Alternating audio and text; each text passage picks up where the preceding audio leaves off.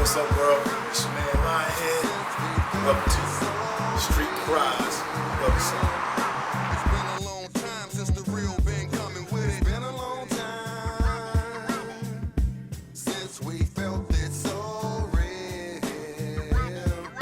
It's been a long time since the real. I'm Heard, I'm from Wild Sun Media, and I'm here with LionHead, the infamous LionHead, talking about Street Cries. How you doing today, man? Doing great. No problems. Hey, where you originally from? Well, I was born in Kentucky, but they call it Hoptown, Hopkinsville, Kentucky. I was born there, but parents were in the military, so I came what you consider a military rat. So we kind of like moved around and we kind of, you know what I'm saying, found our way to Fort Benning, Georgia. Okay. Which is here in Columbus, Georgia. So I reside here, you know, like a little bit of my younger years, elementary, junior high, high school. And then I moved around to a couple of states from there. Okay. What got you into the entertainment business? Well, more like, you know, I came up, you know what I'm saying, around like my grandmother and my mom, and people in my family were like very talented. They was involved in church, so they kind of like had, you know, the choir. Okay. You know what I'm saying? They had like the keyboardists, the pianists, the drummers. So, you know, people in my family were pretty much like they cooked big meals. They had, you know what I'm saying, fish fries. Oh, you just grew up around entertainment. Yeah, so right. there was always something going on. Okay, that's what's up. So who influenced you? Well, you basically just said that. Yeah, your family influenced you to get into music. So As far as like industry and music you grew up listening to, who influenced you? Well, I was kind of like blessed to be around some musicians. The Terrys, they lived on Short Lloyd's Lane. Warren Terry and his dad, you know, they pretty much had like a little small outhouse in the back, but it's kind of converted into a studio. Okay. It was like a standard, like today when you see like Asher Homes, Right. but it was more like it was a makeshift. They Okay. built it up like a shed, but they converted it to like a Yeah. little studio and used to have jam sessions. So I used to hear the music from next door, and I asked them, "Can I come over?" And they was like, "Yeah, come on, you come check us out." So I go over there and see them play the instruments and stuff. And I was inspired by that, being a young man, just seeing how they all came together and they rehearsed, and then they had like gigs. You know what I'm saying? So it kind of inspired me to do music. Okay. So as far as Street Cries, we've been talking about the saga based on a true story, written by J. Rebel and Black Boy. What's your role? What's the role that you play in that production? Actually, I'm going to be somewhat of another writer. You know, I use some of my acting skills, you know what I'm saying, and then too, just to bring the message, you know what I mean, that my brother, you know, Larry and Jay, you know what I'm saying, that they're actually pushing out. I'm going to actually assist them in pushing the message out, getting the youth, you know what I'm saying, involved, letting them see that, you know, you don't have to be out here in the streets, you know what I mean, doing negative stuff or being part of a negative group or a gang to like get recognition and clout. You can actually like apply yourself and you know, go about focusing on having a trade. You know what I mean?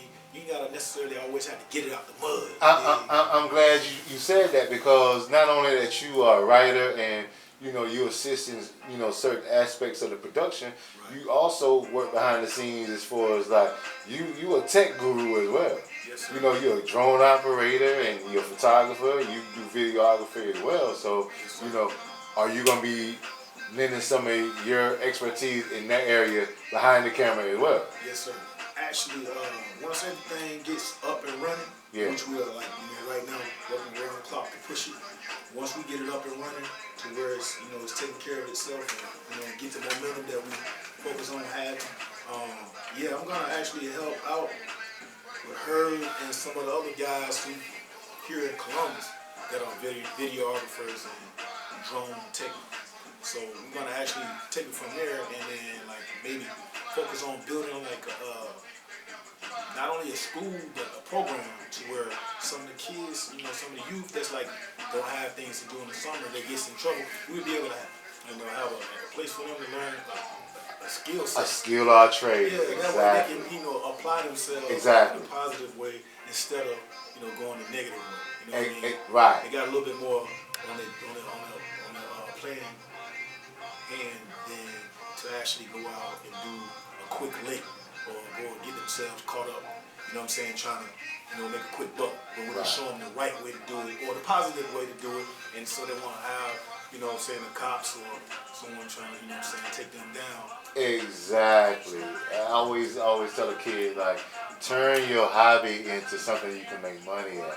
But it has to be in the realm of product, services, and entertainment. And in those three realms like that, you always gonna make money because we always need certain things. And that's something that I always tell the youth. So if you had anything right now that you could say to the youth in your particular city where Street Cries is the birthplace, Yes, sir. what, as a creator, as an artist, as a man, what would you tell the youth below you? What advice would you give them to move forward and be successful? Right now, I would tell them, they need to focus on the time, what they're living in.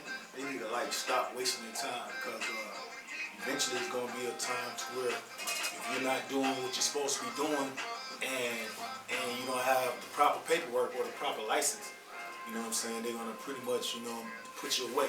Right. And who knows where they're going to put you. So really, it's crunch time. I will let the youth know, if there's anything that we can do, Apparel Kings and Street Cries, the crew and the people that's putting this together, if we can come together to help themselves, then we'll pretty much we'll actually get away from a lot of the negative stuff, and we can save some of the people. I'm not saying we're able to save everybody, but if you do your part, and respect yourself and you go out and ask for help instead of just assuming that people are going to just volunteer their skill set to you, you got to come to a man like a man in order for you to get the help. You know what I'm saying? We are not going to just go out and just offer our help to people who don't want the help. Exactly. You know what I'm saying? You got to want to help yourself in order for us to, You want to see that grind in that youth. If we plant the seed in you, we want to make sure you water it properly. Right. We want to make sure you give it the proper sunlight, you know what I mean? So we can see you flourish. Yeah. And then too, someone took time out to put a battery in my back. An elderly person back in the days. Right. They took time out. They saw something in me. So they gave me an opportunity. So now it's time for me to pass the baton. Put a battery in the back of another young man or a young lady and have them to see the benefit and not having to be in the streets all the time, getting it out the mud all the time. You can be legit. Right. Ain't nothing wrong with being legit. Having a legitimate business. This is a legitimate business. This is not no, no trap house. This is real life business right here. Exactly. You know what I'm saying? My brother made that happen. Right. So therefore, we're going to, build an opportunity for the youth. So therefore, they can take it and run with it as well.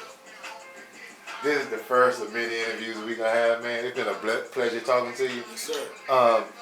When your friends want to get in touch with you and find out what you got going on, how can they hit you on your social media? Okay, I got 706 718-1995.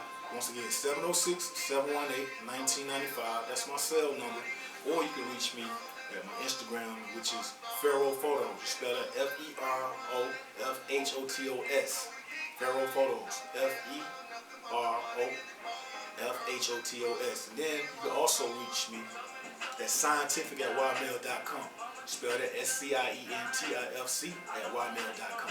Once again, SCIENT@ymail.com. And last but not least, if you want to check out some of the work that we have done and some of the things that's going to be coming up in the near future, we have a YouTube page, LionHead 1000. LionShead 1000. Peace. That's what's up, man. Good talking to you, man. Yes, sir. Hey, looking forward to the next one. Thank you, my brother. Talk to you soon. Appreciate you too, bro.